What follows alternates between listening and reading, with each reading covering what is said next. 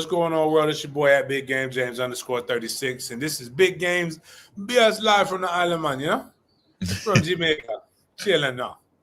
Hope you guys are having a great whatever week this is. I know this is the last week of school for most kids.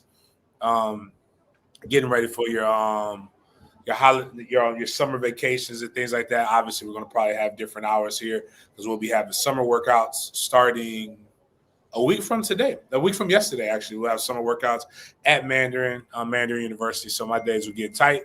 I'm a little bit bigger. We just here vibing, man. I've got complaints, but that being said, Miles did bring up a very good point. I have a very good view. So if you see behind me, that is not a green screen. That is literally where I'm at right now. I'm not doing the kind of stuff that Jaden did last week where he was hiking the Serengeti or what did Jaden say he was doing last week? What did you do? I hiked the Yosemite Trail. Oh, okay. I thought that was I thought Yosemite was a cartoon character. I didn't even know he had a trail named after him, but I ain't did none of that. But I was at the pool for most of the day, trying to get dark skinned. Was out there tanning, man. But here in Jamaica, shout out to my god brother Francois. This motherfucker makes so much money. He's got married like 5 times this year alone. Like, it just seems like celebration after celebration, but I can't pick on. We'll talk about one guy who tied the knot a little bit earlier. Can't pick on him too much because I've seen a grown ass man be cheesed that hard too. Outside of that, man, loving the view, loving this. I have done something that I have not done in quite some time. I swear. I'm the only person in America who will go on vacation to sleep, and I enjoyed it. I slept hard, and now I know I get back into the States in a couple of days, and I know once I hit the ground, it's going to be time to hit the ground running. Got a lot of different events taking place with the foundation, a lot of other stuff like this. So for those who don't know and those who just joined, this is Big Games B.S live from Jamaica, presented by MFTKFoundation.com. MFTK Foundation is a website. Right now, I have raised 20% of the $100,000 that we need for the book bag drives. We're also throwing in another camp on Father's Day weekend. Me, Pat Watkins, Amari Gaynor, trying to get Antonio Cromartie to be a part of it. We're going to throw a free football camp in my hood, which is crazy, in Rockbrook. So shout out Lincoln High School. I'm going to try to not get in a fight. Anybody who knows me knows that, like, for a while, there was a school in Tallahassee that I said I didn't want to be successful. It was Godby High School, Amos P. Godby High School. It had nothing to do with the North Side, South Side beef that I grew up in. It had everything to do with who their head coach was. I don't fuck with the head coach. Now, that head coach hasn't been with my sister since maybe 2016, I think. But I don't like the way he broke up. He was a fuckboy. Whole fuckboy the way he broke up with my sister. But now he's back as an assistant coach at Lincoln. I don't fuck with it. I don't like it. I don't like it at all. But I think it might have been 2015 or it was 2016 when that happened. When we went down to it was other reasons, but but he's at Lincoln. The camp is at Lincoln High School. I'm assuming some football coaches from Lincoln High School will be there. And I told my boy Big Marcus, his job is to make sure that I don't do anything that'll get me in jail. Because again, it shouldn't matter, but I'm a principalities guy. I can like you can't fuck with my family like that. So I don't care that he cheated or if he cheated or not. None of that stuff bothers me. It's the other things. It's the you don't break up with somebody on their birthday and ghost them and shit, and then come back later like nothing happened. I don't like that shit. But anyways, that's me telling a little bit of personal business. But sign your jits up. Tell somebody to sign their jits up. It's going to be a good camp. Jits eating free too. Shout out to Jersey Mike's. Hey, that's what's going to up. be able to be giving food to the kids. I may even try to see if we can't get them some chicken fingers and fries from Guthrie. Get them gut boxes. Now I'm jealous. Let me see something. Let me see if I can make that happen. You get it. What you do is you get the white people live so that they can't lie. You catch them. Oh no, you're going to do it. You're going to answer me. It's almost like entrapment. Oh, without a doubt. Your call has been forwarded. Oh, damn, he got the phone off. Like, I wonder if he... Damn. Your call has been... He got the phone off. Okay. Well, anyways, I'm going to try to get the gut boxes, but we're going to have a good time. That's the next thing on there. Obviously, July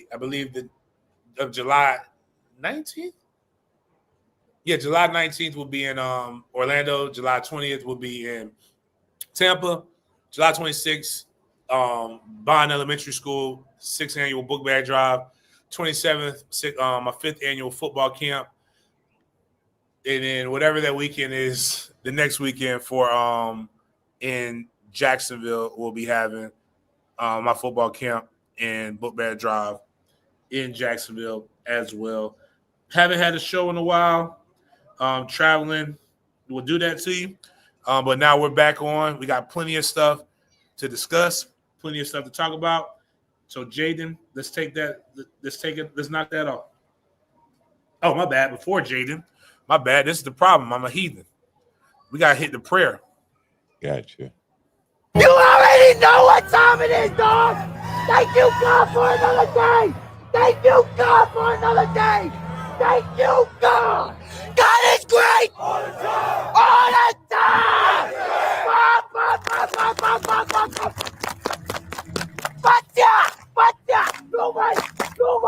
Nobody wanna thank you, God. Thank you, God.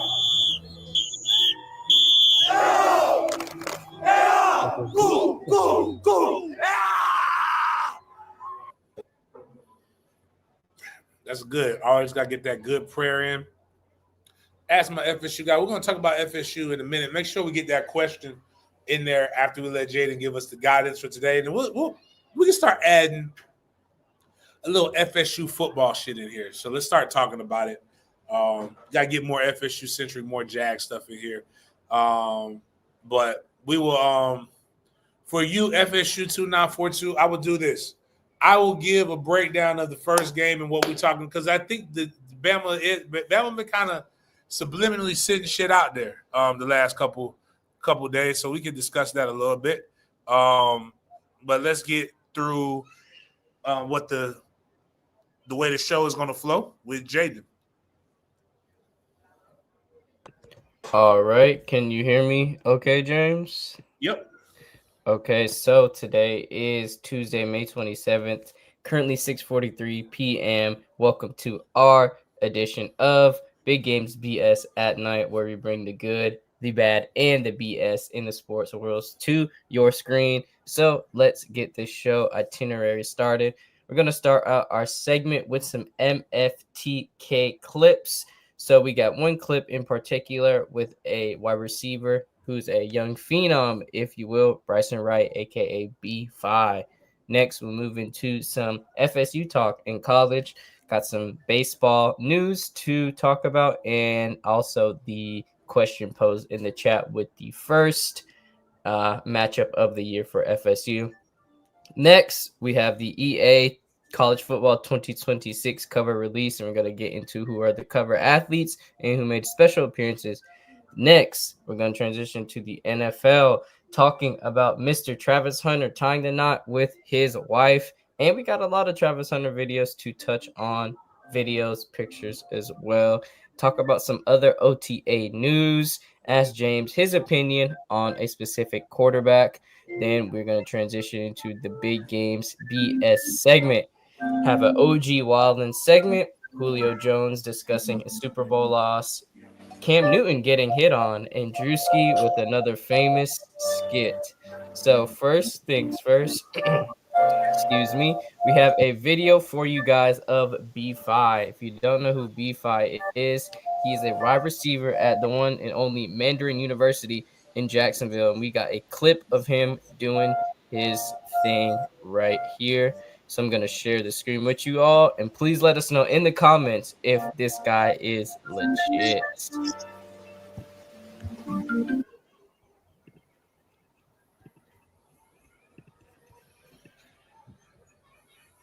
He did this just the way we drew it up, too.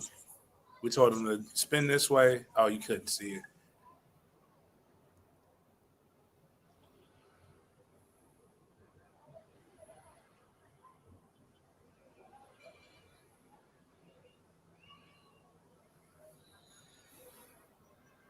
All right, let's watch this again. So I wish we could slow it down. B5 goes all the way to the other side and loses his balance. And what you can't see is he uses the back of his wrist. Like, he doesn't put his hand on the ground. He puts the back of his wrist on the ground to push himself back up off the ground. And then he reverses field. And Knox just gets in the way enough. And then he just does B5 shit. A little stiff arm there. That's exactly how we coached it up during our ball security drills that he thought were stupid. And this is on Clemson commit right here, Naheem. He doesn't want any parts of this tackle. He's a wide receiver, so I'm not going to give him too much flack. But Bryson goes in to score just how we drew it up. He is a bad play call eraser. But this probably should have been a handoff more than likely. But Knox employed the rule that we all know very, very well. Let me see, make sure. It wouldn't have gone house, but it would have definitely split the middle of the field. But fuck it, B5's there somewhere. Best play we have in our playbook. So B5 gonna B5. If you go look at his social media, BFYE904, you'll see this play numerous different ways. It's gone viral with OT7, with overtime. They've used it, all kinds of different shit. I still to this day don't understand. Hell, go ahead and show him getting ready. Like he was on one. I can't believe I'm going to get to see this for 3 more years.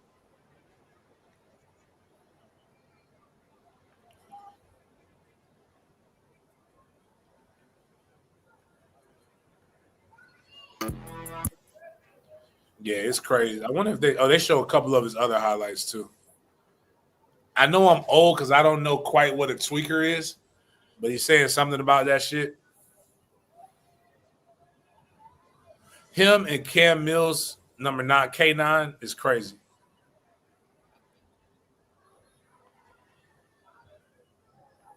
Oh, yeah. Oh, they don't show the whole play. They just show other clips of it. But, like, he was fired, man. Battle got him one. Can I vent about this? Imagine you have an apparel company, right? What's an apparel? Anybody in because I want people to know, because I had somebody ask me about Domo, right? What's an apparel company number one priority? Is an apparel company job to sell apparel? Imagine, if you will, a world where under your umbrella, you have the number one overall prospect in 2028, right?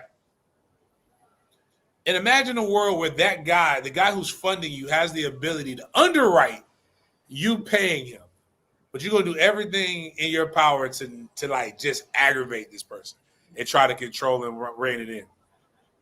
I don't know if that's good business. I still think that they're good people. To this day, I just know that we will figure it out. But I do know this.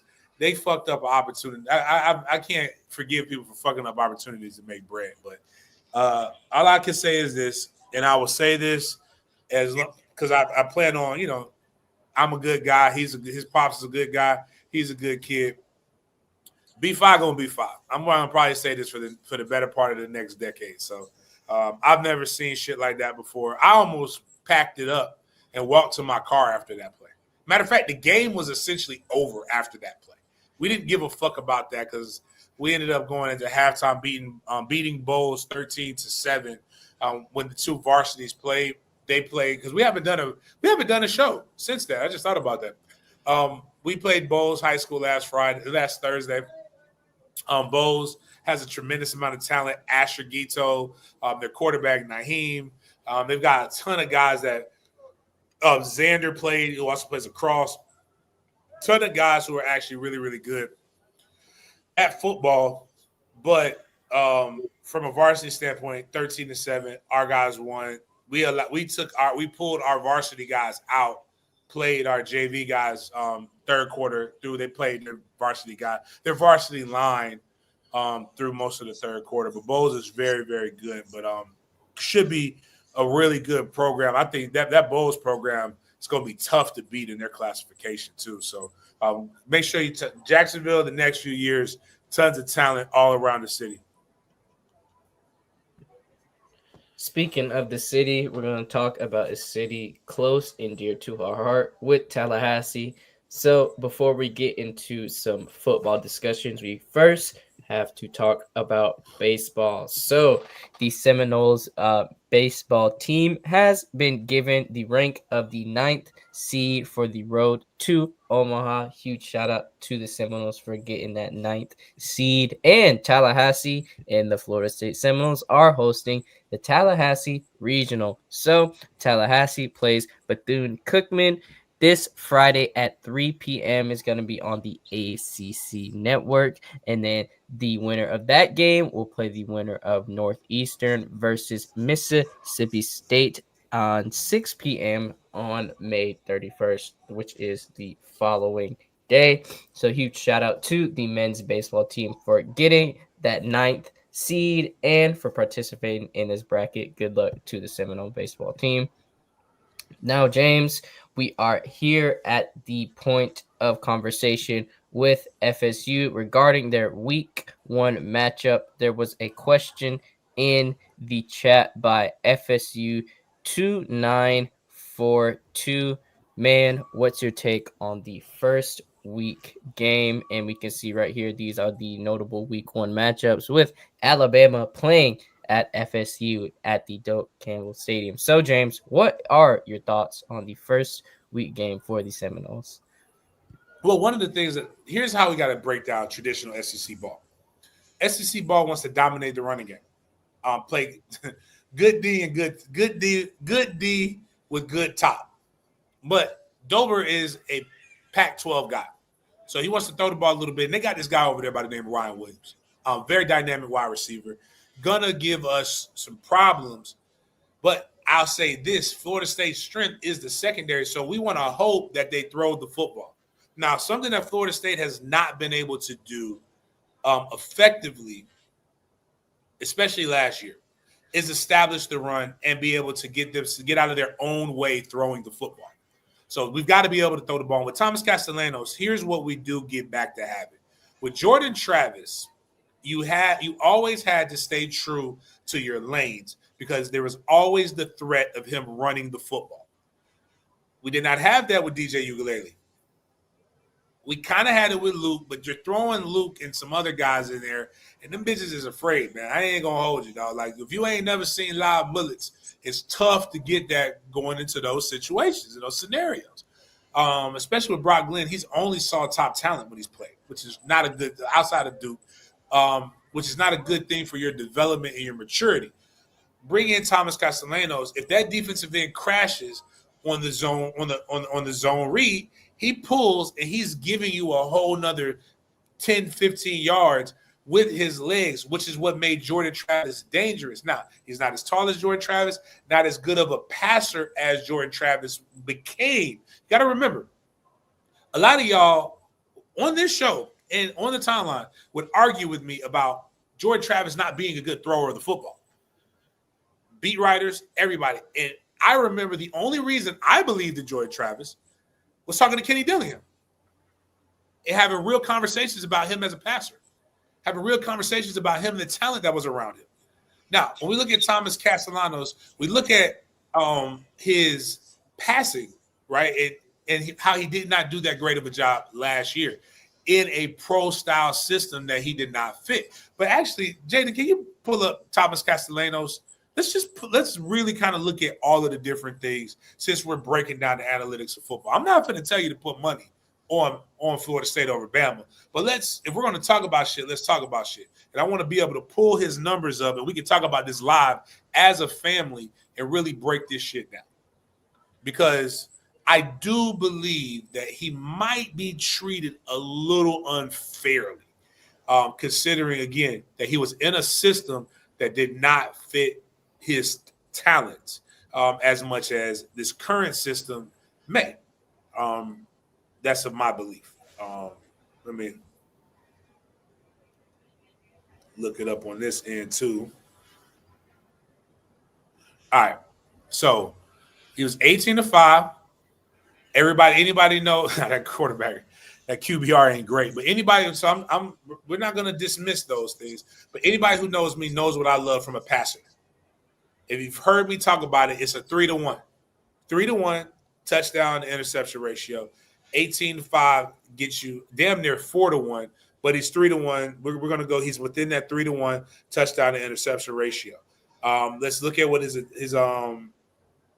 completion percentage is over 60%, which we wanted to be higher than that, but not bad. When we look at his games, like some of the games, so obviously a loss against. When I'm looking at the Louisville, Virginia Tech, and the UVA games. We're looking at a guy who had 30 passing attempts. The UVA game, he was 22 for 30, 2 touchdowns, 2 interceptions. Not great, but I'm looking at 22 for 30, and who the fuck was he throwing it to? When I'm looking at the Virginia Tech game, 17 for 26, 2 touchdowns, no interceptions, 205 yards. When I'm looking at the Louisville game, great defense, better team overall than him, under 50%, but not as bad. Michigan State, a win, 10 for 16, 62.5% completion ratio.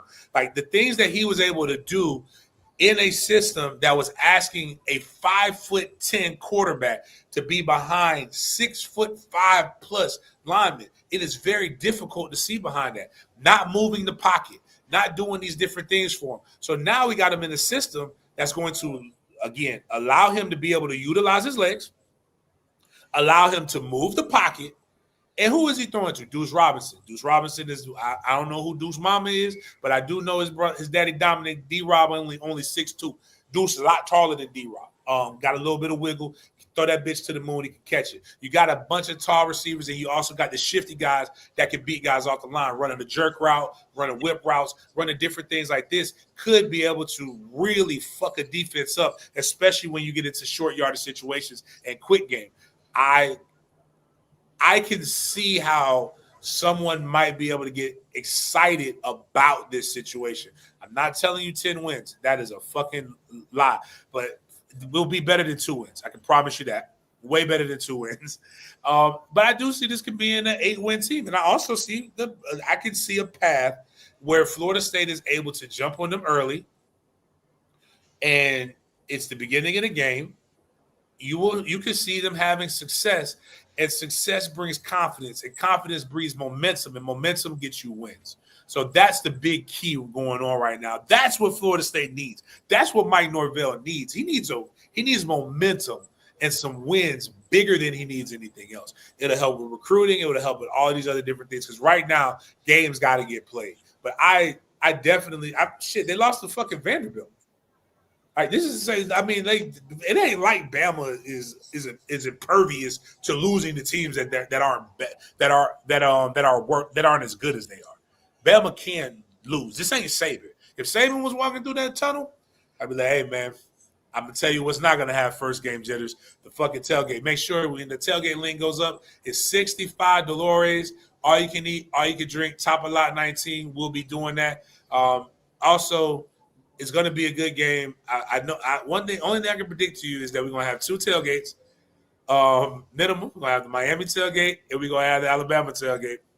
And if you listen to Big Games BS, the Wednesday before every game, you can get an opportunity to earn a pair of tickets to your favorite game. So if you haven't bought those Alabama tickets, hit me up. I mean, not hit me up. Make sure you're listening and you're on the YouTube and you're commenting, because if you're on the YouTube and you're commenting, you'll get a chance to win a pair of tickets. And if you don't like hotel prices, $385 a night, team hotel. I got you. If you're a greenie, you get an opportunity to be able to reserve a room for that team hotel. You come and holler. You make sure you holler at us. We'll make sure you guys have everything that you possibly could need to make sure that's done the right way for you, as well as what else am I thinking about right here? Oh, and I know we're not gonna get it, but if y'all can share this to your friends and we get to 10,000 subs before football season, I will give away a pair of season tickets to your favorite game, your favorite team, as long as it's not the University of Florida. It could be FSU, it could be the Jags, it could be whoever it needs to be, but we will give you a pair of season tickets to your favorite team if we get over 10,000 subs, on top of all of the other different things that we do once we hit our landmarks. We get to 7,000 subs first. We'll give away $500 to a lucky listener at Games BS, plus $200 to a $200 member giveaway for each time we get to that $1,000 threshold. Once we get to 10,000 subs, we will give away $1,000 stack to a lucky listener of Big Games BS, stuff that you'll never get on the other shows. So make sure you're checking it up, chopping it up with us. But that's my breakdown. We will do a season. We will do a breakdown of all the different shows.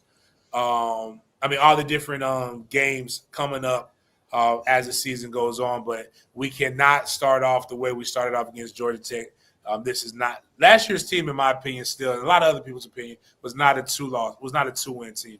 Probably should have been more of a 2-loss team, but somehow the boys gave up. Don't know what the fuck happened. Get that out of your brain. It's not going to happen again.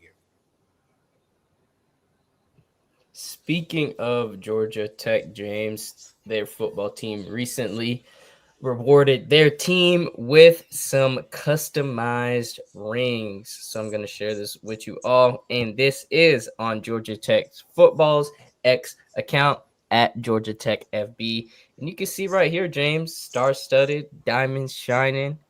Got different angles right here.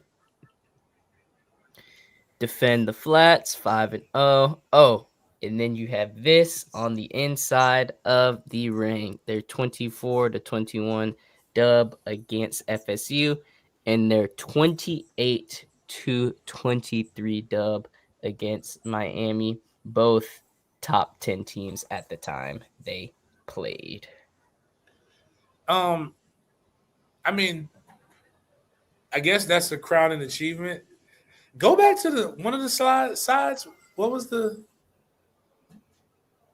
Not that one. So they only had 5 home games. Now blow that up. That show a bowl game. Did they win the Birmingham Bowl? I don't think they won the Birmingham Bowl. Why would you put the bowl game that you got? Why don't you just put the bowl game, not the score that you got? Why would you memorialize your ass whooping? Man, I don't know, Jaden. Can we pull up Birmingham Bowl? Okay, so I was right. Like they lost to Vanderbilt. Yeah, we probably could have done away with it. We could have done less with that one right there, Brent. Kudos to them. I don't like this whole thing where you open up the ring, like for that. I think I like Ohio State's ring, but Ohio State won a natty, so they needed more room to be able to express fully what happened that year. But like this right here is like, come on, dog. But I don't remember. I do remember being asked if we wanted bowl rings, regardless, because you can get a bowl ring, but you get a championship ring if you win the bowl game. I do think we have. I think I have an Orange Bowl ring from my. Do I have an Orange Bowl ring from my sophomore year? I don't remember getting shit my senior year. I don't even have my Letterman ring. But I do know when we won the Gator Bowl, I have a Gator Bowl championship ring. I have 3. Yes, that's right, because I have 3 ACC championship rings. I have an Orange Bowl ring, and I have a Gator Bowl championship ring. But we do not have anything commemorating the loss of our Orange Bowl. It just says Orange Bowl, if I remember correctly, with the ring. But I don't. Yeah, nah. That's just something I wouldn't want to be wearing around like that. But that's just me. I don't even wear my champion. I don't wear jewelry like that. I wear a watch every now and then, but that's about the amount of jewelry that I wear. So moving on from Georgia Tech's ring, we are now onto a highly anticipated topic that fans were awaiting the news for. The EA 2026 college football covers have been released, and the two cover athletes are none other than two young wide receiver phenoms, Jeremiah Smith of Ohio State, and Ryan Williams. These are your 2026 EA college football cover athletes. And we're going to get into the deluxe edition cover as well, because we have to mention some familiar faces. You have the cover athletes in front, but you also have Reggie Bush over there, Tim Tebow, DJ Lagway, Bryce Underwood, the new freshman quarterback at Michigan, Denard Robinson. You got Ryan Day, Lane Kiffin, Dan Lanning, and some more faces as well. But James, what do you think, and how would you rate these new covers for EA College Football 2026? I think those are two of the most talented players in NCAA. Personally, I think Jeremiah Smith is that guy all around. I think Ryan Williams might be a little bit more dynamic, but Jeremiah Smith is definitely that motherfucker. So kudos to those two guys for getting it. Hopefully they got paid good bread for that shit too. So like that's what I'm hoping for more than anything else. And they have an exclusive EA College Football 2026 cover if you are a UNC fan. Right here, this is an exclusive cover you can only get if you email Jordan Hudson personally, Jordan Hudson at Gmail, BillBelichick.com. But this is an exclusive cover, Mature Plus, so make sure to get it when it drops, everybody. And just thought this was a hilarious picture to add. Really? A mermaid and a seaman. Because she definitely is mesmerizing this man, dog. We've never seen. I mean, I'm getting pussies undefeated, untied, but goddamn,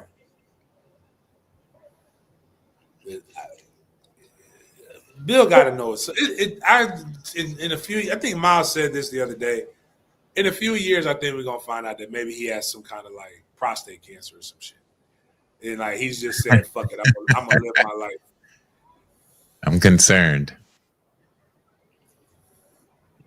It's funny that you mentioned living your life, James, because that is a perfect segue into this next topic, our first topic for the NFL. The number 2 overall pick in this year's draft, Travis Hunter of the Jacksonville Jaguars, recently got married to Leanna Lene. And we have some congratulatory, some claps there. I don't know if we have that, Miles. We can push that button. I'm sorry. Say Kyle. So we push the button, the clap for Travis getting married, tying the knot, the nuptials. Are we happy about that? I'm going to say something. I'm gonna let Jaden go through this, and I'm gonna go on the other side, man, because I'm tired of this shit. but go ahead, Jaden. What? So he tied the knot. What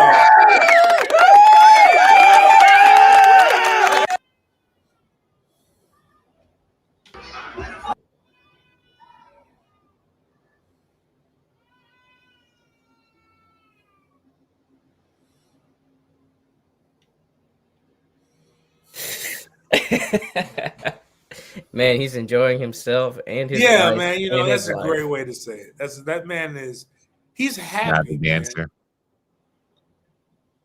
But he's happy. That's all. Again, I just want to leave it like that, guys. It's not our problem. I everybody like so. All right, so shout out to my guy brother Francois. He was cheesing. He was cheesing just like him. The whole way. Each time I seen him, the one in Tallahassee, the one here, my man was like, you couldn't tell him nothing. Like that man is excited. He is with the woman who has been down with him, like way, way down with him. Like she deserves it. I still think it's a bad contract, but good to him. So I'm going to Travis, right? I understand everybody's this thing, right? Because we saw her at senior night. We saw her consistently make it about her and not about him.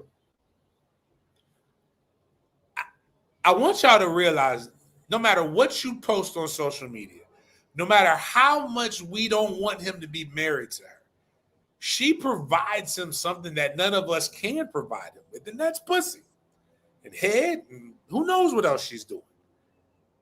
I hope she's doing all the freaky shit to him. I hope she's a nut-ass freak bull, because you know why? He deserves it. He's rich. And he doesn't know that there's other nut-ass freak bulls out there that would do the same thing, if not better than her, because he's inexperienced, and that's what's going to make him likable. I don't want him to lose the joy, but you know what? It's not my job. His name is Travis Hunter. I don't know if he's a junior or if he's Travis Hunter the first. But I know he's not James Anthony Coleman the third, and his name's not Kai Coleman.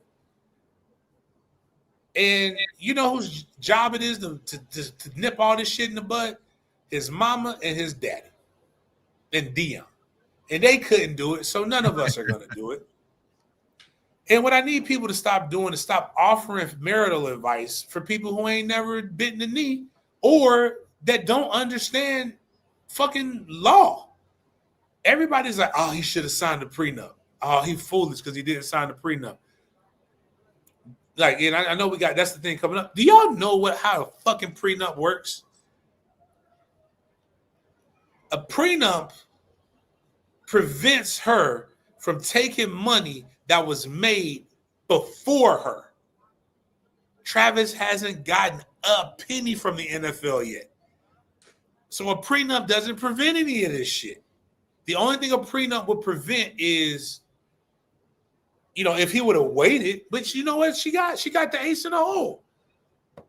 She got a bun in the oven, dog. She got a bun in the motherfucking oven. She prego. She's good. Dog. The only thing you could do is pray for this boy's sanity.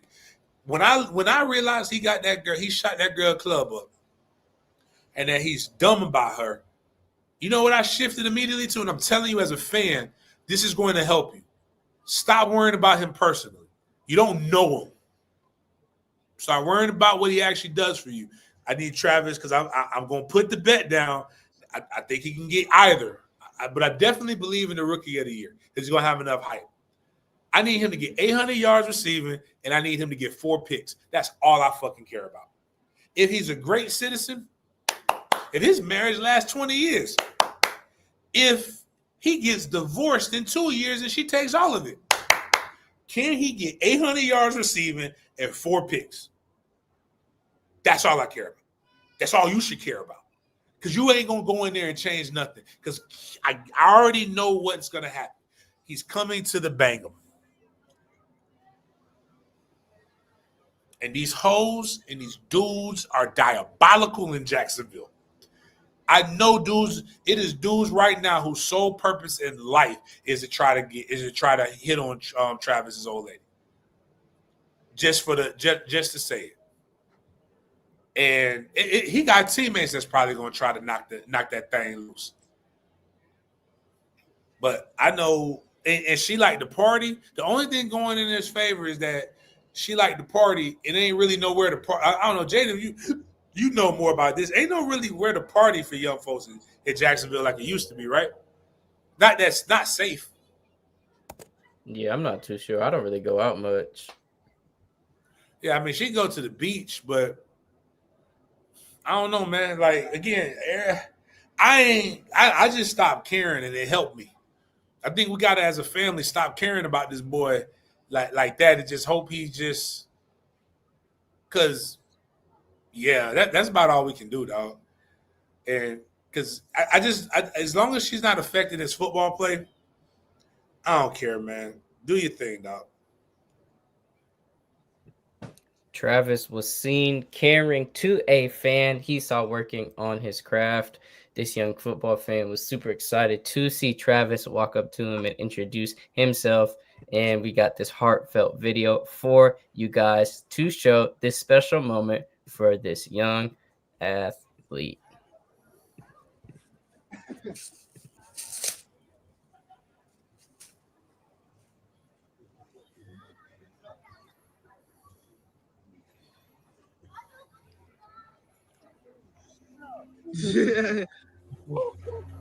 That's crazy.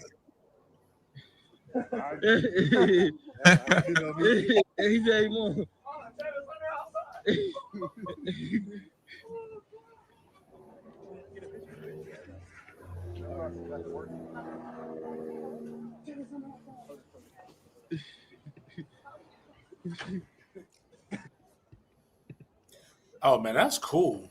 I Yeah. love like situations like that. I like that kid out there working on his craft. Where that kid at? He didn't come to Mandarin U. I think from what I saw online, he goes, man, is it called Christchurch Academy? Is that a school? Do they have That's a a football school. team? Okay, yeah. Right So, around the corner from Mandarin. oh, okay. So yeah, y'all might have to recruit him. He put in the work. We'll see how old he is. If he's like an upperclassman going to Christchurch, he probably needs to stay where he at. We play big boy ball. But kudos to him. Kudos to Travis going out there trying to encourage kids to do the right thing, man. I love that shit, man. Not enough people give pro players props. Like, this is what I love about Trav. Like, I just want him to continue to remain pure, and like I don't want him to lose that, because people have made him into a mean person, man. Like, be like that, man. Stay true to who you are, man. It's kind of like, I will admit this though. If I was at the wedding, you know what I would be playing, like loud enough for everybody to hear it. One of the greatest wedding tracks of all time. International Players Anthem. Always. And I'd be like, keep your heart, Trey 12. Keep your heart. Keep your heart, Trey 12. Keep your heart. Man, these girls are smart, Trey 12. These girls are smart. Play your part. And then that shit's got some ball. Pimp C. Oh, man.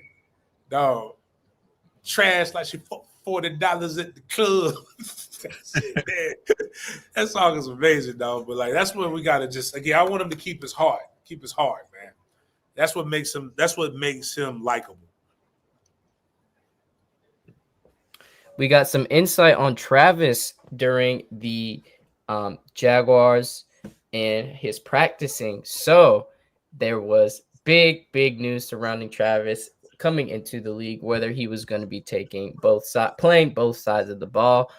But we got some insight from Anthony Campanelli from the Jags, the DC of the Jags. And he said that Travis was out with us last Wednesday.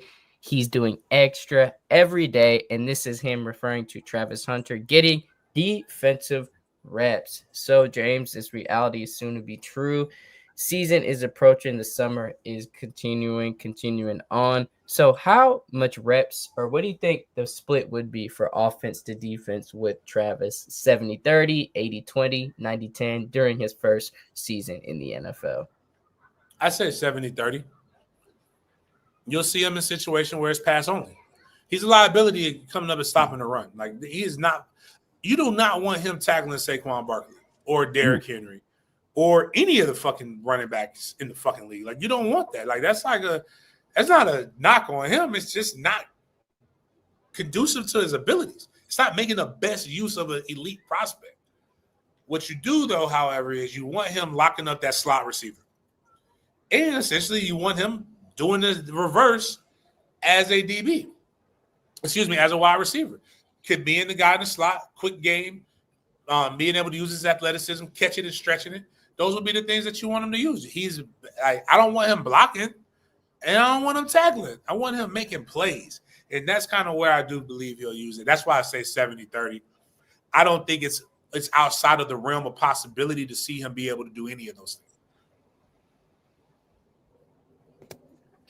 I would love to see this process, how he will play both sides of the ball, and the most important thing, how he will recover in his downtime, because that's a huge part, especially playing both sides of the ball and studying as well. But the UK and Ireland fans have been studying the 2025 NFL draft, and they have been showing love to our boy T. Rav Hunter in Jacksonville. So, since the 2025 NFL draft, these are the top selling jerseys in the UK and in Ireland, and Travis Hunter from the Jags takes that number one spot, and he reigns over Lamar Jackson, Josh Allen, Jaden Daniels, Tyreek Hill, Jordan Love, Justin Jefferson, Caleb Williams, Jalen Hurts, and Joe Burrow. James, the people have spoken, and this is an impressive stat to have coming into your rookie season right here. Bet on Black. He might look like a caricature, but that motherfucker sell. That motherfucker sell. He do sell. But to cap off this Travis Hunter mini segment we have, and for our NFL segment, we have some sad news regarding his dad and his legal process that has been going on. So, a judge has denied a request by Travis Hunter's dad to lighten his criminal sentence to help his son with his football career. The judge said, quote, sounds like special treatment, unquote. Hunter Sr.'s lawyer argued that Travis would employ his father, give him stable housing, and provide him with a stable environment. Police found drugs, a pistol, and a loaded magazine upon searching Hunter Sr.'s car in 2023.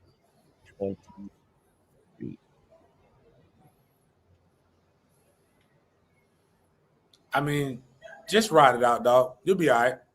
You'll be able to get up there soon. I think if I looked at, he has community patrol, I think, or community control, whatever it is, like basically house arrest. Just vibe out, dog. Your dad, he can still hire you. I mean, that's probably the best thing that he could do for you, to be able to disperse some of his bread outside of just giving it to you. But he can put you on contract and still be able to do your own thing. Get up there when you're free. Sell your time. The best thing you can do for your son right now is being a great example and stop.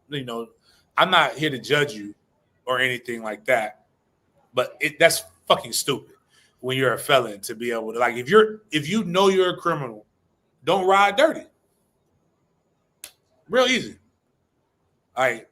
Or put it off on somebody else. And it's not like Travis Hunter, like, you knew at that point, like, your son was that motherfucker. So, like, you could have, like, hey, man, let me be around. I just got out, or I've been doing the right thing. So I still love that, the fact that he wants to be in his son's life. I love the fact, bigger than that, I love the fact that his son wants him to be in his life. So they let you come to the draft. They let you come to the wedding. Let's just not press it. Let's continue to show that you're doing the right thing so that you can get away from this dumb shit and be able to enjoy your son. Speaking of the dumb antics, the Bengals are tired with Shamar Stewart and his antics. Shamar Stewart was their first round draft pick defensive end, and Shamar has not, and I repeat, not began practicing with the Bengals as the OTAs began today, and the team still hasn't yet agreed on a contract for the rookie. The Bengals have a pretty recent and lengthy history of not paying players, especially with Trey Hendrickson's contract still awaiting, and Stewart as well. So, James, is this a bad look for the Bengals as their first round pick is still not showing up as the OTAs began? I think the Bengals are just cheap, but they can erase all of this. They can sign the Pilgrim defensive end, right? And then now you kind of force that kid to make that because he doesn't have any leverage. Or you can sign him and stop bullshitting, and then you ain't got to sign the Pilgrim defense because now you cut the leverage. But right now, y'all ain't signing nobody, and it ain't like you get the pick back. So I think they're just cheap, and I don't know why they're so fucking cheap, but they just, just figure it out. But I think Shamar Stewart's getting a lot of leeway for a guy who I just personally don't think should have been drafted that high anyway. We will see how Shamar will prove himself if he gets that contract he's been waiting so patiently on. And we got some other news as well from Tampa Bay regarding skipping the first day of OTA. So free agent signee Hassan Reddick has skipped the first day of OTAs for the Bucks. So Reddick was traded from the Eagles last season seeking an extension. He then held out for a couple of months from the Jets, refusing to play until he got paid. So just one more example of somebody holding out during the first days of OTA for their respective teams. So, man, Get paid. Your body's your best resource. As Young Dolph said, get paid, get paid. Next, we have a funny moment in the NFL. James, are you a fan of Key and Peele, the show? Michael Keegan talks to me every day in my glasses. So Michael Keegan Michael Key. What's that? Is that saying right? Keegan Michael Key, yeah. Keegan Michael Key. So their skits have been known for displaying funny events, and especially when it comes to football and their annual East-West College Bowl game, where they say a bunch of funny names as a football roster. But one of these names is in real life. So you can see right here, Montana Lamonius Craig on the screen. And the Pittsburgh Steelers have signed a wide receiver named Montana Lamonius Craig. So just get the hell out of here. I just thought get out of here, man. That's bullshit. That ain't real, dog. The Steelers are trolling, dog. There's no way. No way. What? But football names do be trade. Have you seen? We talked about it on the show, Miles. I think before, but that seemed. I'm sorry. The name is just funny for real. I want to make sure I say it the correct way because we talked about it in the show. Because everybody knows, I feel we made Kaniga famous. Oh yeah. And I don't think we got enough props for Kaniga being for making a Kaniga famous. Hell no. But ain't nobody better than, I think we talked about. I think we show highlights. He plays for the Gorillas. That's the team's name. I don't like but this. Ain't nobody better than Luke Niggerman. Oh my goodness, yo, what? Number 86 for the Gorillas. Gorillas. X that whole Luke team. Cancel that. Niggerman. Niggemann. No matter where he goes in life and no matter what he does, they're going to always just look at him like another Niggerman. Remember the South Park episode? It's just man, it's just the names like that you find out from sports, like Booty and like and just the like what's the like Dick or Head or just some of the names just be wow. Or Dumas Shatid with his you read it as dumbass shithead. Like it's just like just some of the names, dog. Oh wow, bro. But like you would just like click on that. I gotta get one. I gotta have it. Can't be real, right? I gotta have it. I gotta have the red and black too. Oh, I gotta have a Niggerman jersey or a Niggerman shirt. Pittsburgh State University football, black performance. Pittsburgh State Gorillas. Wow, bro. I don't know. You shouldn't get this shit. You shouldn't. I'm just saying. Getting too real. It's like we're in not just in a Key and Peele skit, right? Because that was dope. And I kind of want to say fuck Key and Peele, but they're really good at what they do. Because Key and Peele basically took, when Dave Chappelle went crazy, they basically took Dave Chappelle's concept and they just gave it to some of the whitest black men that they give it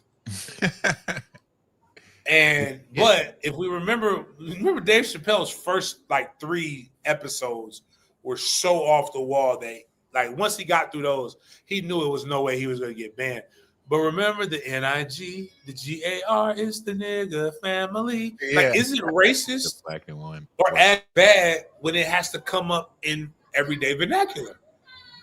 And he was just like, my favorite family to serve milk to, the niggas. And like, imagine you got to go as a black man in Pittsburgh. You got to go up to the nigga man. What's up, nigga man?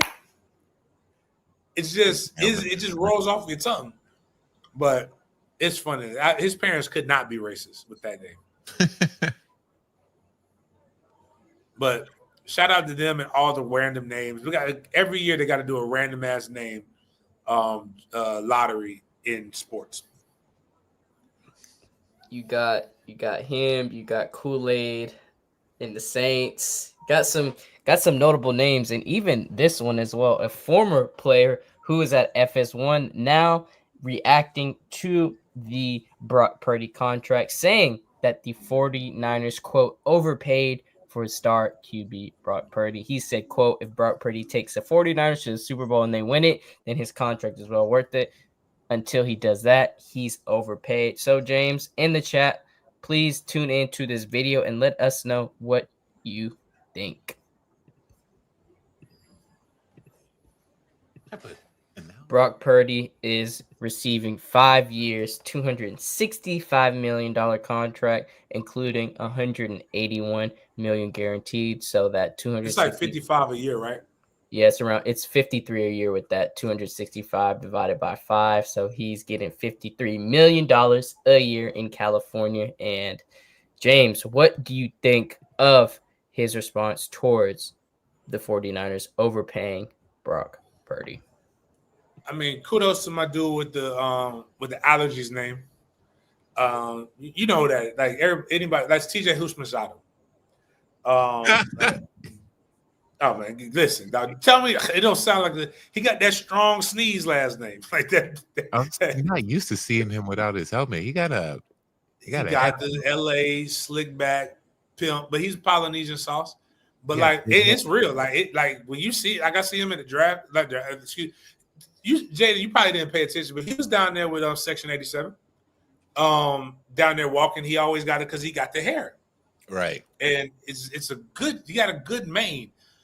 Normally people can say like he's hating, and people probably are going to say in the comments that he's hating, but he brought up numbers, he brought up figures. When you pay a guy like that, either he's really the catalyst or the focal point, the glue, like Tom, for example. Oh God, I don't want to get crucified like Cam Newton. Tom Brady is not. There's nothing. Can we admit there's nothing athletic about Tom Brady at all? Tom Brady doesn't have the greatest arm. Tom Brady is not fast. He's not the most athletic. What he is he is the fucking smart. He is brilliant when it comes to football. He is a game manager and understands how to play it. And I try to tell people, to win games, you got to play football like an 80s. 80s and early 90s point guard in the NBA. Like those guys were dribbling down court. Their job was distribute, get the ball to the playmakers, get it to the two guard. That's why Michael Jordan said, get it to the two guard. Boom. The two guard used to be called the shooting guard. The root word of shooting guard is shoot. You pass it to the guy to shoot. And it was dominated by the bigs. The bigs can be considered by your running game. But Tom Brady didn't have that, but every now and then you got to play good defense, and they drive down, boom, draws, hit you with a nice three to put a dagger in you when they need to be able to score the points. And that's what a good quarterback play is, and that's what Brock Purdy was starting to do. When you pay that kind of bread, you got to have the pieces around you, and the pieces around them are getting older or non-existent. And now, can you visualize a team that, and again, Brock Purdy, that's my guy, Denny's guy, but I don't know, dog. But again, T-Law is the same thing. I don't think Trevor Lawrence deserves all the kind of money that he got. I just think the market dictated what T-Law got. But T-Law also had the ceiling and the attributes that you believe that he can win games for you, even though he hasn't proven that he can win a goddamn game for you. But that's why they pay him. Do you believe Brock Purdy without anybody can? My man TJ used stats to show he's 1-6 when he needed to win a game without anybody. I don't know. The 49ers are proving that the salary cap doesn't exist. So I don't think he should have got paid that much, but kudos to him. He's in California too, living his best life. That California breeze is something different. I can vouch for. So huge shout out to Brock again for getting paid, like Young Dolph said.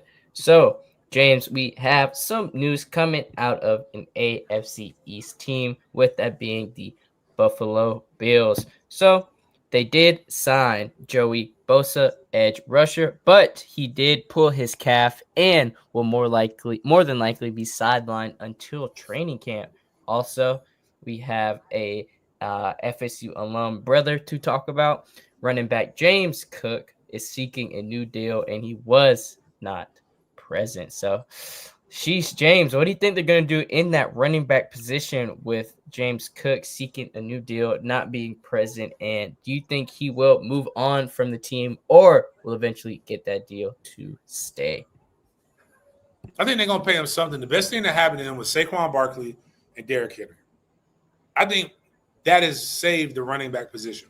Everybody was talking about how the running back position can be devalued. Then you see guys in their later years re-upping and performing at a high level. James is nowhere near as old as those guys, but he's a guy who's outperformed his contract. He wasn't a first round pick. He's out here. He's doing things. He was a big part of the reason why the Bills did what they did last year. So I do believe he will command a pretty good contract when it's all said and done. And if the Bills don't do it, somebody else will.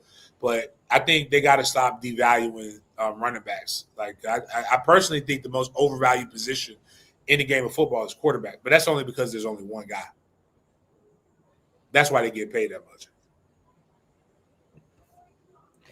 Now we're going to discuss some players, James, who have the most to prove this year. This is a list, Twitter picture right here that we're going to get into. But ML Football posted this list of the top 10 players with the most to prove this year. I'm going to read the names, James. You're going to tell me what additions or subtractions you would make and how you would change this list. Coming in at number 1, got the Chicago Bears starting quarterback Caleb Williams. Familiar name, we just discussed Brock Purdy. Marvin Harrison, the sophomore wide receiver in Arizona. Justin Herbert, Tyreek Hill, Cooper Kupp, Sauce Gardner, Anthony Richard, Dak Prescott, and Trevor Lawrence raking in at that 10 spot. So, James, what alterations would you make to this list on the players who have to prove the most this season? This is Caleb Williams' third year. He's not the number one guy. Drop his ass down. Dak Prescott is number 1. He's the highest paid quarterback in the league. And he's bad in the clutch. And yeah, like fuck that. You need to justify why you're paid so much. You can keep Brock Purdy at 2. Justin Herbert needs to be 3. He's the best quarterback that's never won a game that fucking mattered. Matter of fact, the guy at 4 should be Trevor Lawrence that beat him. It's Caleb Williams' second year too, James. He was a rookie last year. No, wait, Jaden Daniels was a rookie last year. They both were in the same draft? Damn, my bad. I'm sitting here fucked up. My bad. I'm adding more years to Caleb. Hell, get Caleb off this list. Right. Then fuck it. Yeah, my bad. Erase him off the list. Dak Prescott should be number 1. Brock Purdy's cool at 2. Justin Herbert's at 3. Trevor Lawrence is at 4. Go ahead and put Anthony Richardson at 5 because they got to figure out what they want to do. Shit or get off the pot with him. And I'm going to be honest with you. Marvin Harrison, I will give Marvin Harrison number 6 only because there was a lot of hype with Marvin Harrison, and he was very silent for him to be as good as he was at Ohio State.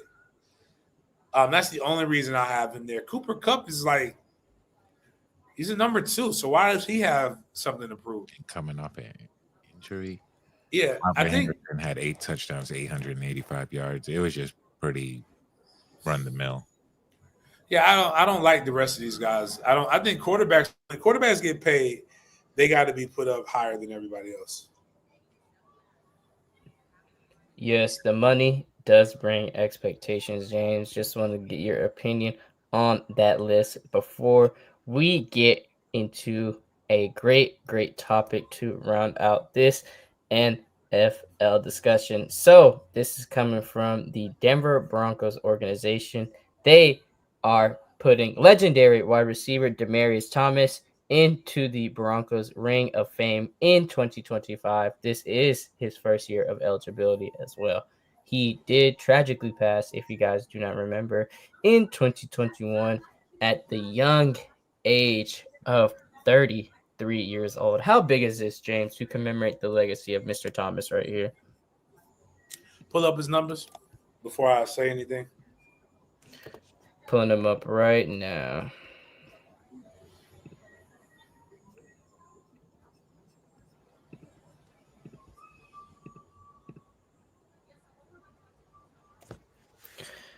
Okay, James, these are his numbers right here.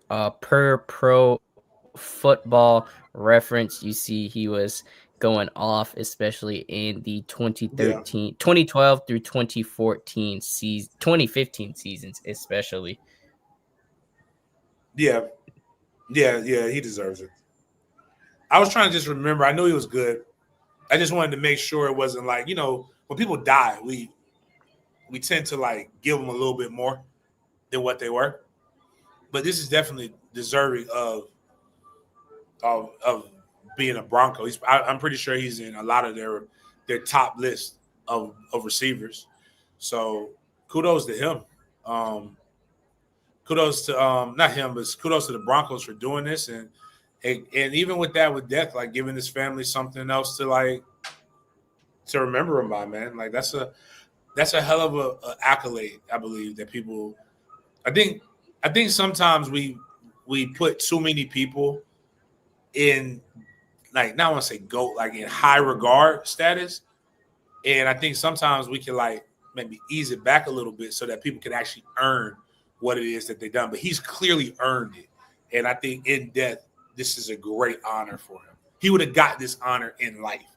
So like, don't give me something that you wouldn't have given me when I was alive, just because I died.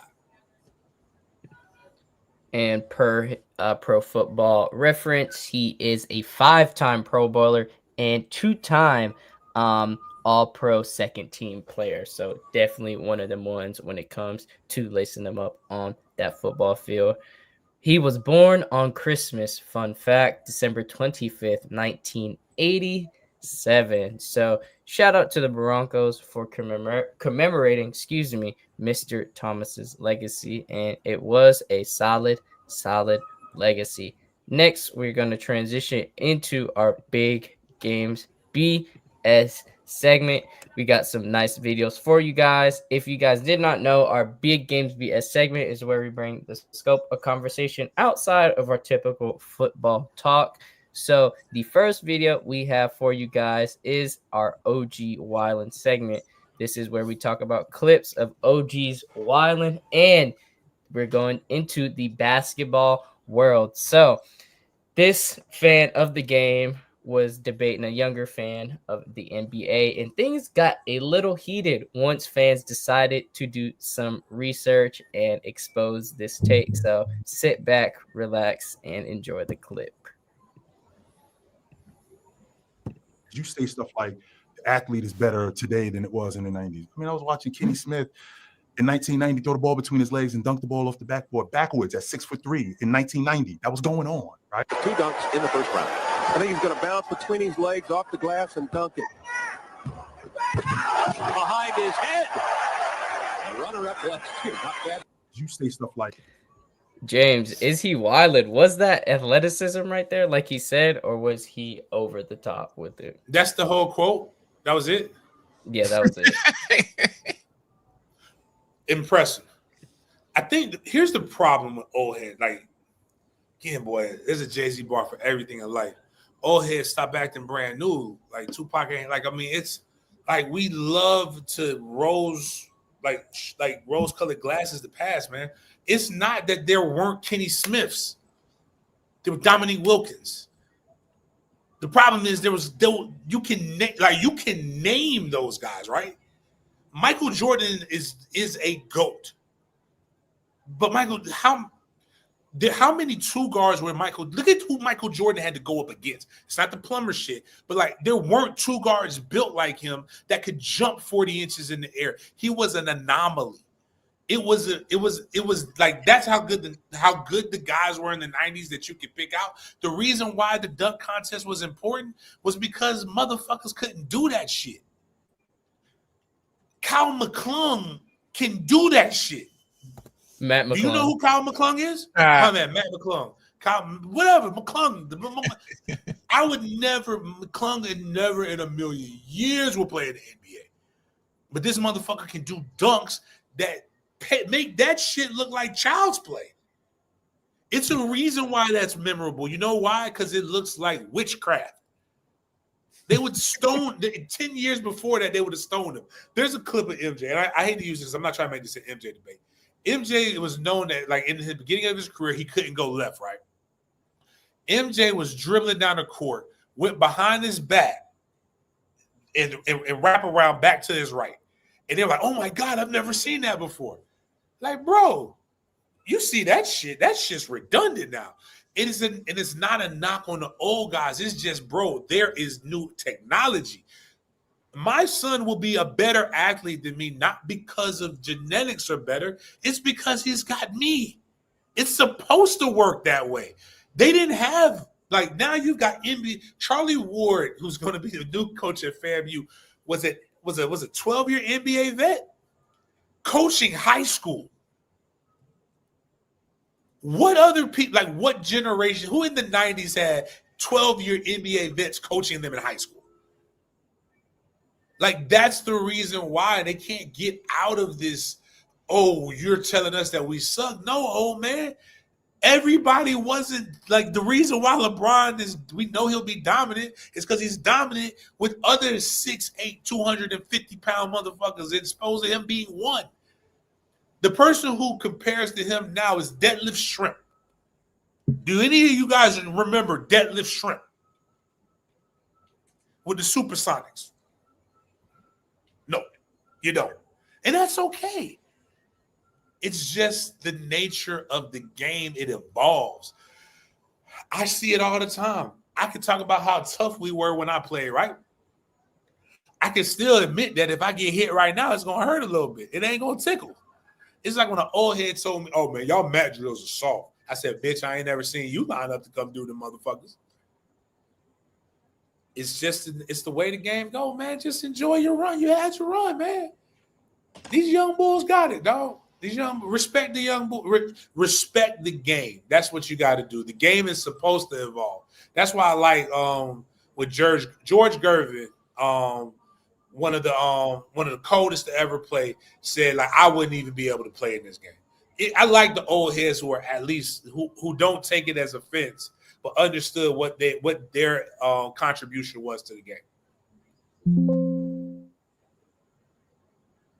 Speaking of contribution to the game, that is a perfect segue for the next video I have to share with you all in the chat. So Julio Jones was on a podcast, and he said that till this day, he has never, and I repeat, never rewatched the Super Bowl 51 loss to the Patriots. So we got a 30-second clip of him explaining this and his feelings surrounding the loss. Excuse me. Let me share this.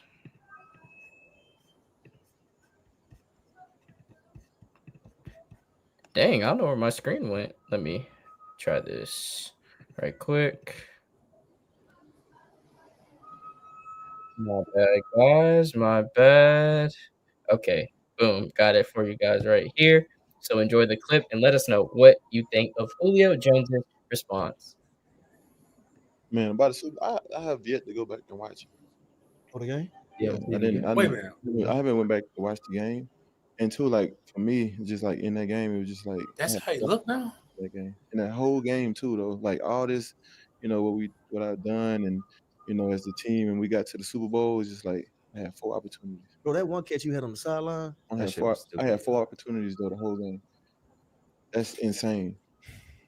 That is 4 ridiculous. targets in the Super Bowl. Oh, that's ridiculous. But again, I did what was asked of me. So, James, was he sending shots at the potential coach, OC, or even Matt Ryan with him saying he only got 4 targets? Wasn't no shot. That was the truth. Everybody know that shit. It was bullshit. But that season in general, like, look at how many yards he had receiving, how many receptions to the touchdowns. Like, Julio was traditionally, like, fucked over when it came to scoring. And any coach that doesn't see, like, hey, man, there's 2 problems. They stopped giving him the ball, and they stopped giving D. Free the ball. Like, they stopped feeding him. And I think what happens is same reason with the Seahawks, why they lost that second Super Bowl. Like, you're trying to make it a quarterback game as opposed to just winning the fucking game. All right, people make this game way more complicated than what it needs to be. Julio is a great. You should have put the ball, and you fucked up his opportunity to have even more greatness added to his name by not giving him the opportunity to be able to score like he needed to score. You can definitely hear the pain in his voice, the discomfort in his voice. But one thing with this next video is that I didn't hear any discomfort in Cam Newton's voice when Pastor Jamal Bryant tells Cam Newton he, quote, has pretty legs during an interview. Now, this can be a continuation of our OG Wildin segment, but James, I want to know your opinion on Pastor Jamal Bryant's comments towards Cam and if it was out of pocket or not. You got pretty legs, man. Oh, man. And they lanolated. Man, listen, I mean, I'm back working out. You put shea butter, jerky. Oh, you see that? They glowing in the dark. I'm just y'all nourished. zoom in. Do not skip leg day. Don't do that. Do Don't do that. Sometimes you got to remind people, like, it's okay, but the work has to be done. Oh, listen, it's evident. It pays you know off. what I'm saying? I'm back eating right, trying to live right. Yes. I done purged my tongue since last speaking with you. Yeah. So I don't curse no more. I try not to curse no more. I had a Wow. flare up the other day, but Yes. who's keeping count? I'm not. Other than that, man, You got pretty. James. Wow, he used a big word. Like, all right, so first, you want my first reaction to it? Or like me trying to like justify what's going on? Both. All right, my first reaction to it, man, ain't no grown man finna tell me all right, so I got my legs out, right? Thighs out, skies out, thighs out, showing them. Like, kneecaps is all outside right now. That is not for no grown-ass man to come and tell me I have some delicious legs. Like, I would be very uncomfortable. And I'm already weary of pastors. Because I know, like, I don't know what Jamal Bryant preaches, but I think, is Jamal Bryant the one that's single? That's always, like, looking for the hoes? All right, my bad. You're probably not supposed to say it like that about pastors, but I was uncomfortable for him. And, like, yeah, and then he used a word. And I know a lot of people didn't catch that because I didn't catch that. But he used it like that's a very unique word, lanolated. Did you catch that word? Lanolated. That's it, lanolated. My bad. Get me right. Do you know what that means? I just had to look it up. Yes, so sadly, I do know what it means now. Yes. Me too, Miles. Do you know what that means? It means that like you're lotioned up, you're lathered. Like, why are you looking at my legs? It reminds me of Martin, like the leg all glistening up, like the water dripping all over your body. I don't want no grown ass man telling me my legs is glistening and I'm looking very moisturized. Like, that sounds like the beginning of prison movies. And now, what I want to say though is they're comfortable because they have a friendship, I guess. But I don't know if I'm comfortable with any of my friends to be able to like do this on wax and still not have a reaction like, hey, man, come on, dog. Because they going back and forth. You know, Cam has beat allegations. Because remember a couple years ago, Cam, you remember when Jada, you was still in high school, or probably even middle school. When Cam, remember the romper era? Yeah, that was quick, wasn't it? Oh, because again, my mother put me on game. There will never, as it doesn't matter, ugly or whatever, there would never not be a market for masculine men. Fellas, remember this. No matter what they tell you, that metrosexual, that feminine energy, there would never not be a market for dudes that they. Oh, speaking of which, did you see Buddy who killed the coyote with his bare hands? That came in the neighborhood? Man, choke that motherfucker out. That's why it might not happen all the time, but you know what? He's gonna always get some pussy because he choked out a coyote with his bare hands. It was him or the coyote. You gotta be able to fight a bear. Women can say, "I'd rather the bear." No, you wouldn't rather the bear. You'd rather the man.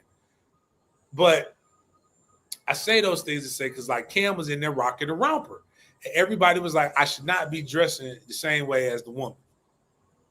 And I remember people all like, "You just insecure." Women will throw insecurity with anything. You're just insecure because you don't want to wear a thing where you got to get zipped up from the back. Like imagine. Sometimes I be want to ask people, man, go ask, like when I hear a woman say shit like that, I be want to go ask your mama.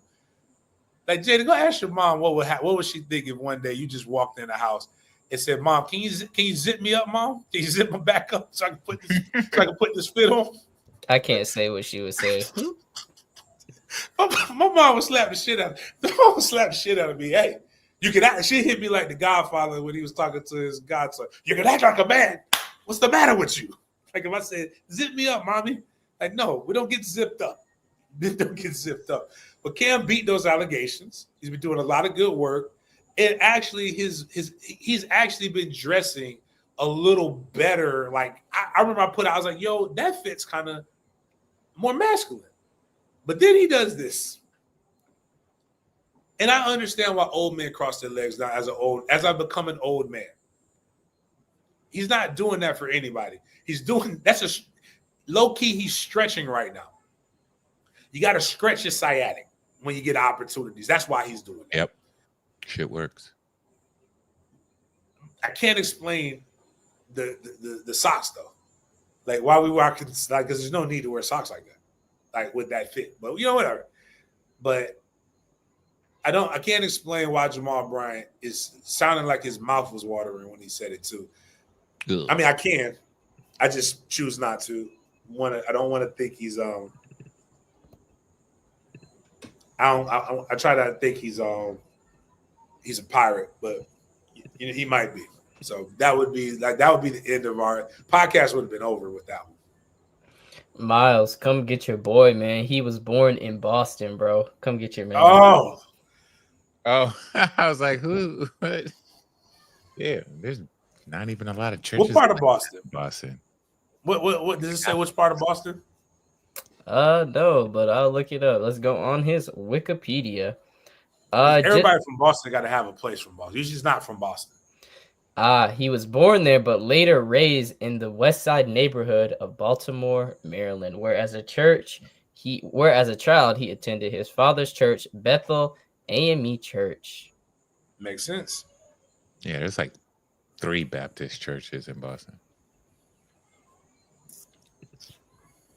Next, we have to close our show with a clip that's been circulating the internet, been making a lot of people laugh. Currently has 82.7 million views on Druski's X account. So Druski did a funny skit where he talked about, quote, the white boy that's accepted by the hood. And James, I don't know if you or Miles have seen this, but yeah, it's hilarious, and you just gotta wait to the ending, y'all. But let us know what you think in the chat. If you've seen this video, haven't seen this video, and we want to know your reaction. So enjoy.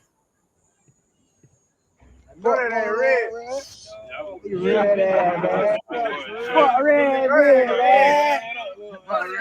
I'm chilling. I'm posted up. Post it up, bro. Y'all boy come shop, man. I ain't on shit. Straight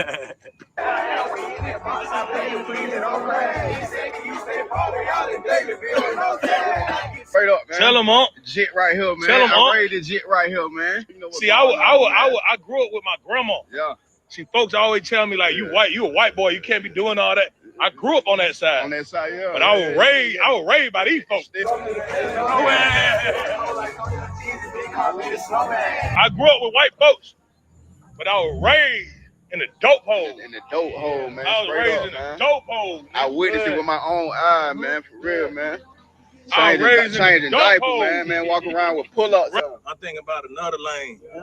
Another gotta, you know what I'm saying? I call this thing. Another. I know what you mean by that. I ain't saying though. You niggas in trouble. You niggas in trouble. You niggas in trouble. You niggas in trouble. It's my hood.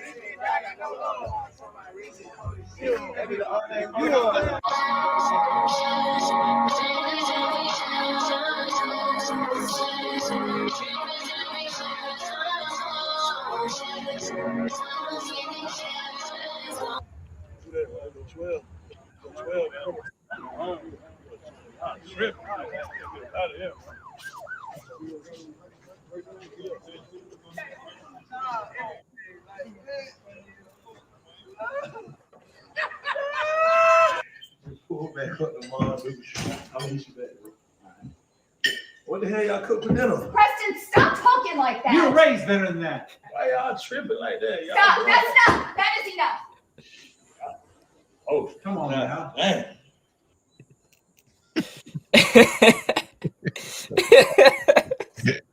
First off, I want to say this. I saw Theo Von say Theo Von I like Theo Von, right? Theo Von, like he's about to do his. If it's not, it's going to end real bad for him if it's not Robert Downey Jr. quality. Like, I think people don't understand. All right, that's the best quality white face I've ever seen in my life. Have we seen any better quality white face than that? Like, Jada, pull up white chicks. Because white chicks look really bad. That actually, when I first thought, I was like, damn, that albino dude looked like Druski. Like, that looks awful. What Druski did look good. And even in it, because there's some people who are offended, right? Even though most people saw the humor in it. What makes blackface offensive is that it's never the great qualities of what makes black people black.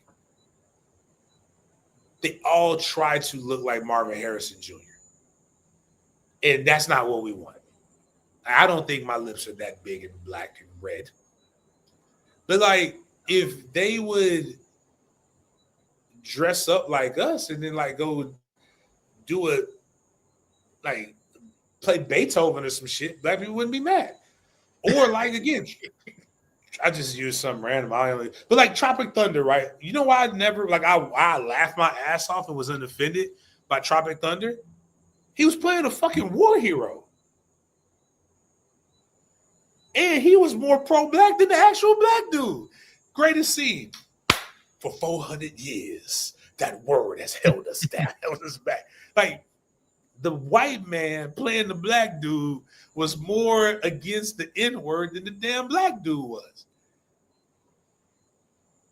And he played it. He played it to a T. And it was funny. He brought, even the memories wasn't even like trauma memories. It was him talking about cooking up some delicious ass New Orleans food. I was actually impressed that Robert Downey Jr. did such a great job of acting like a black man from Louisiana, from the Bayou, as opposed to the like the shooking and jiving and dancing and all that other shit, man. Like, it wasn't offensive. Like, I don't think what Druski did. You know what? Where my guy Luke at? Luke ain't even commented. What Druski did was no different than Luke hanging out in my damn tailgate. I don't know if Luke talks like that around his parents or not, but like that was funny at the end. I didn't watch the end of the skit. That shit is hilarious. Because you know why that's hilarious? Because one of my jokes right now, hanging out with my god brother for his wedding, is there's still people who live in my same neighborhood, right? And my son's voice is changing now. It's getting deeper, but you can tell the vernacular, the way he enunciates his words, and certain things are changing. He doesn't sound anywhere near as proper as he did. And the only reason I'm picking up on it is because his younger brother is at that super proper age. Now, one day, if Trey start talking like this, I'm going to be not upset, but like, what if I drop Trey off in the neighborhood I grew up in? And he comes back speaking Tallahassee hood vernacular. If he comes down to the table with me, I'm like, bitch, stop fucking talking like that. James Anthony. James Anthony, we did not raise you that way. Like, you know, it's just one of those things where like, but we all know the white dude in the hood that act like that. And it was very becoming. Even to the point where the N-word come now, sometimes the white dude will slip. And if he's in the safety of that neighborhood, he might not get smacked. But we tell him, like, that's here. You can't go out to them. We can't tell you what's going to happen in the real world if you use that word. But, like, he even went and he did that. It's kind of cool. I think it was great. But, like, I know, saw Theo saying, wait till I do it. I'm like, all right, Theo. I know. And white people don't have the history. So what do you even talk? They wouldn't even. Every time somebody emulates a white person, it's two things. It's either most of the time it's the proper Sadiddy one, which who doesn't want to be that? Like they think you're rich and got good credit. Like I don't understand some of this. Oh, God, this is a scary one right here. I don't know how to trick. All right, so like if I was like I get the bad Jewish stuff, but like if they say you're rich and they like or you like you're good with money and you're acting Jewish, how is that a bad thing? I want somebody to say, "Hey man, you are acting like you're really good with money, man. You're acting real niggerish right now." The only thing we get is big dicks and fast and jump high. Like that's what the black thing is. Everything else is like hood or something like. Even though most black people aren't like that. But like pulling up your pants, wearing slacks, wearing the dress shirts and rolling them up all the way up here to your elbow. That's when they're emulating white men and talking proper. That's emulating white people. Like they don't go around putting like if he ain't like he put a Klan mask on his head and just went around doing all the dumb shit. But I thought it was dope. I like Druski. Druski's gotten better. I can say that much. I like him better than what's that dude? The dude now who says Black Air Forces or like the one comedian. Like his shit's ran like to where it's trash now. He did all the hood dude skits, and they're not any good anymore. I think I know. Wow. Dark skinned, skinny dude. He's a comedian? Yeah. Yeah, he blew up during the Departments. The first thing was like, we're going to the Parlay. He used to talk about he had a homeboy Parlay, and Parlay was invisible.